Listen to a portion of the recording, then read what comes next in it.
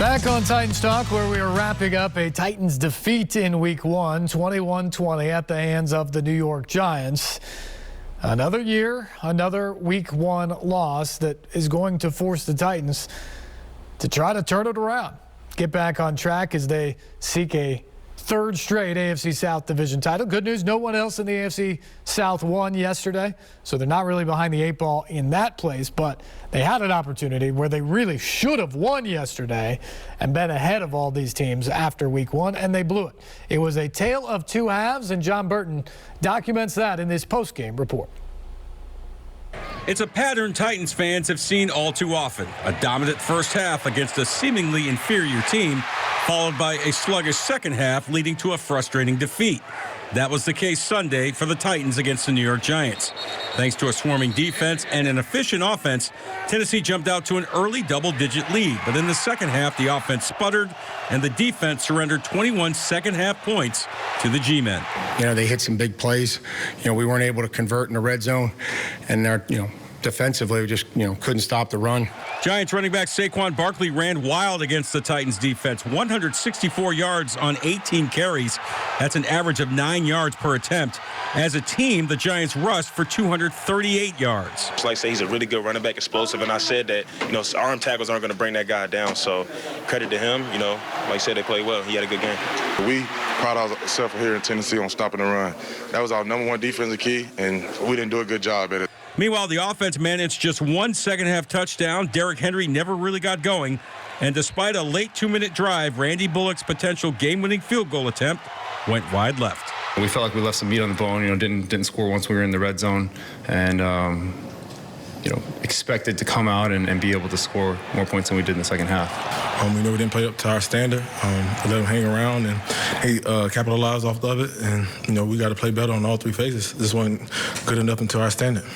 Yeah, there's a lot to learn from this game. A lot to learn from it. What a missed opportunity. Like, we just got to be better.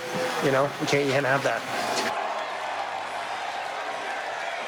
Jay Hutt back with us as we break down his keys to today's game. And Jonathan, topping your list is the Titans' run defense, or lack thereof in this case. Saquon Barkley went off today against Tennessee. Considering everyone knew the Giants' path to victory was Saquon Barkley, that was pretty bad for this Titans defense. 164 yards for Saquon Barkley in this, and from the defensive line and really the linebackers, I'm not sure what the plan was, but they did not execute this.